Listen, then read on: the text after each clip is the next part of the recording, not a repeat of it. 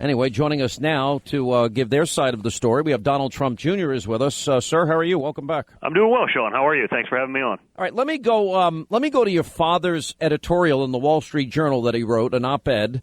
He said, on Saturday, April the 9th, Colorado had an election without voters. Delegates were chosen on behalf of a presidential nominee, yet the people of Colorado were not able to cast their ballots to say which nominee that they preferred.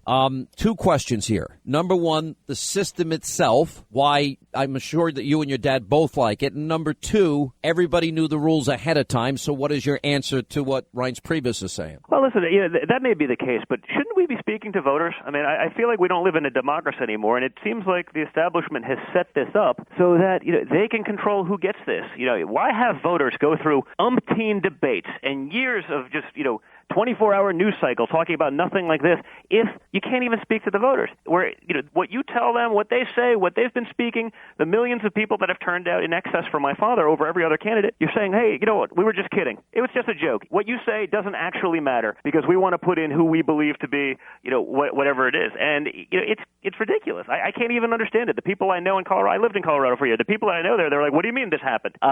When you don't take into account what the people of the country say and you're making these decisions, it's pretty ridiculous. I think it destroys the party in the long run if it happens this way. I think going forward, and I guess Reince has to protect the system as it currently is, and I understand that states have the right to make their own decisions, but it is a national party also. Mm-hmm. So my proposal would be going forward, and I know you can't change it at this point, is that states should have choices. If they want to have a caucus, they should have a caucus. If they want to have a primary, they can have a primary. The states can choose that. I think they can choose whether they want a winner-take-all system or proportional distribution of delegates. Mm-hmm. I don't think they ought to be allowed to choose whether any elected delegates are unbound. There's going to be, at the end of this process, 150 unbound delegates. Mm-hmm. And to me, it lends itself to corruption because those delegates are going to be wined and dined and maybe they go. And by the way, and they have been for months. And I mean, that's the real problem, Sean. I mean, since when should a presidential candidate for the Republican or any other party for that matter to be the president of the United States, when should they have to cater to a small group of delegates as opposed to what the will of the people actually is? I mean, that's almost mind-boggling. I mean, I feel like we're living in communist China. It's ridiculous. Well, I mean, and that's where I think it lends itself to corruption. Of course. I mean, all right, but now they've been whining and dining these people for years. And not only that, I mean, it does set it up so that you almost have to be establishment. And I can see that. All the establishment guys, they all want to think that they can be president, whether they're qualified or not, whether they have the temperament or not, whether they have the ability or not. They all want to sit there. That's why they're writing their big checks so they can get a seat at the table. It doesn't work. We have to listen to the people, and I think that's what my father's done differently. He's given a voice to the people who built this country, the hard-working, blue-collar Americans that have been totally left in the dust. He's given them a voice. And, by pulling that away from them after a year, it's not like this was a process, okay, 1 week later and we're going to go. I mean, the RNC and everyone's been pushing this for a year. You got to watch all the debates because your vote counts and your vote matters. Oh, I guess what? It actually doesn't. We were just kidding. Let me go to what the Cruz strategy seems to be. And, for example, this was in the National Journal today.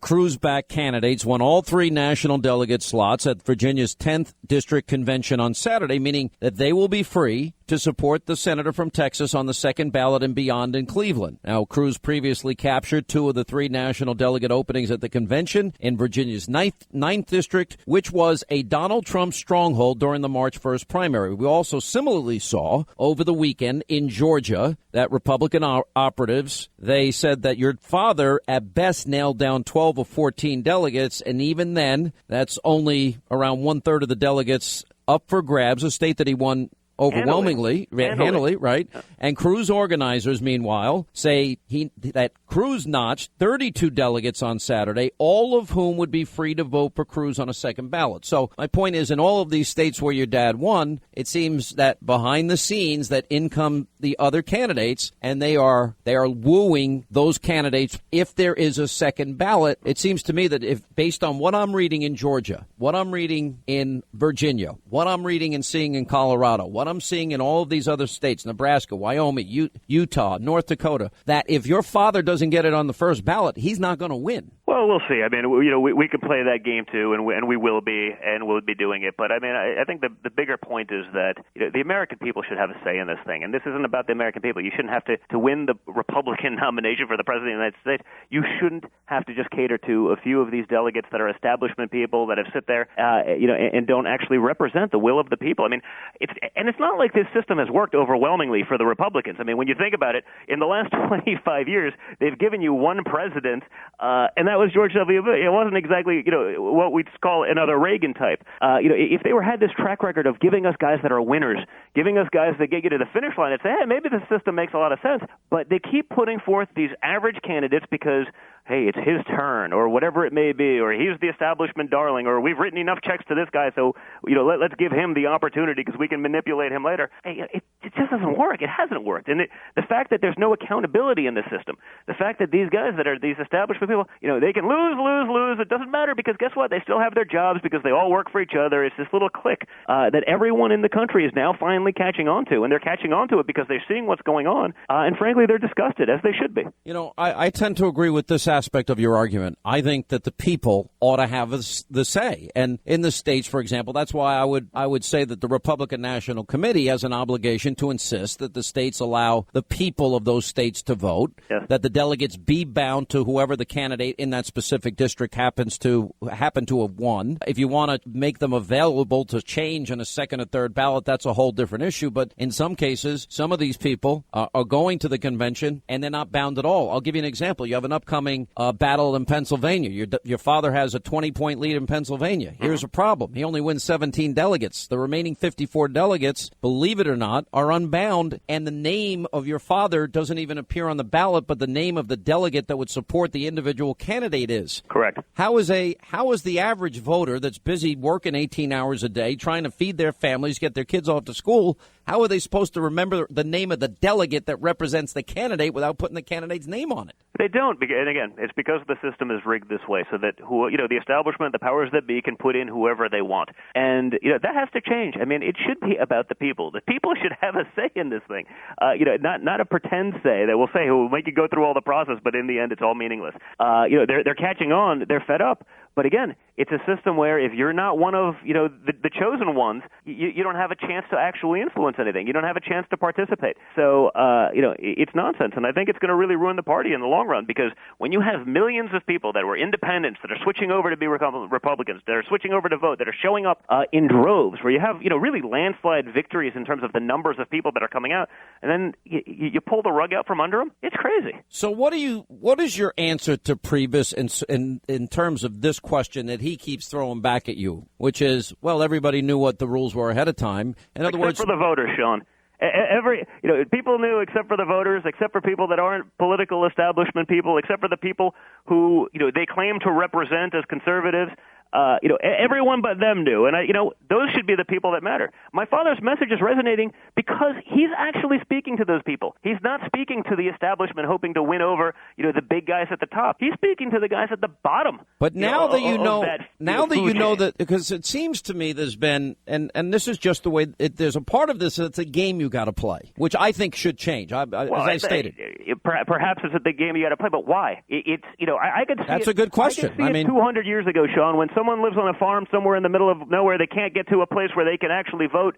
They don't have the access to information to make a more reasoned decision. But we're in the information age. Everyone has everything in 140 characters or less at the tip of their fingertips. Every person who's ever voted, I guarantee, has a smartphone. They could get all the information they could possibly want. It's an archaic system designed to keep itself in place because, again, the only thing that D.C. insiders are more afraid of is that they're not going to have their cush job because there's no place for them in a Trump administration. And frankly, the way they're acting, it's as though they would rather see Hillary Clinton win.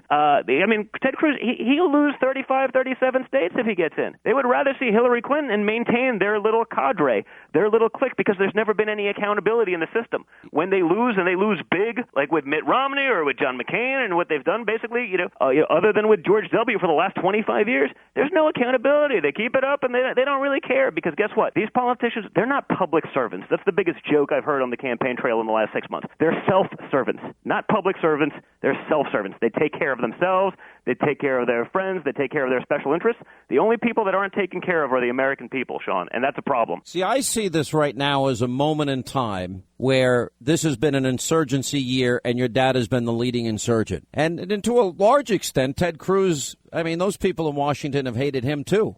Yeah, but let me finish. He's trying to paint himself as this political outsider, Sean. He's not a political outsider. He tried to be an establishment guy. The problem is he's so unlikable that no one wanted to deal with him. He wanted to be Bush's number one guy. The problem is he can't get along with anyone else. He turns so many people off, and that's why you look at states that are important states for Republicans to win. New York, these others, Pennsylvania, these purple states. He's got no chance in them. So you almost wonder what the GOP is thinking. Well, I was going to finish is I think an unholy alliance has emerged, but there's been some revelations that I have noticed that few people seem to be talking about. Is okay, yeah, I think that there's an alliance now to defeat your father, but I think at the end of the day, I think when John Boehner says, well, anybody can be nominated on the convention floor, and he recommended Paul Ryan, who pulled himself out last week, or Karl Rove says, well, I think we need a fresh face, not somebody who ran to come in and take it over if neither candidate gets to 1237.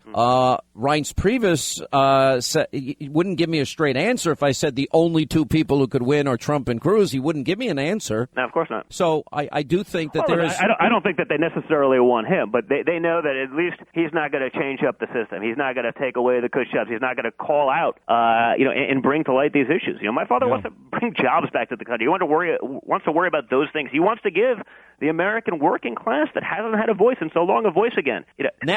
Here's my last question. We're even talking about it in this way. It's mind-boggling to me because shouldn't that be the way government is? Yeah, but the problem is that government works for establishment set these rules. They set these rules for their advantage. Because again, it's just a way they're self-servant. Well, but here's my question: servants. They're taking care of themselves, Sean. But now that you know that it's designed the way it is, don't you have to fight within that system, knowing that you fought so hard the rest of the way on everything else? And we're going to, Sean. We have the right people in place to do that now. We're going to be fighting those battles. Trust me. There's never been a battle my father hasn't been up for. I've seen him do this for a long, long time. Yeah. And we're going to do great. We're bringing in, like I said, the right people, the right team, really focusing on that game. But it's a shame because he wants to be able to focus on the American people. That's what his presidency will be about. It'll be about the American people, not about the establishment, not about catering to the who's who, the political elite. Again, it'd be one thing if those guys delivered us winning candidates. It'd be one thing if they delivered us these great agendas and got stuff done. It'd be one thing if they didn't fold every time,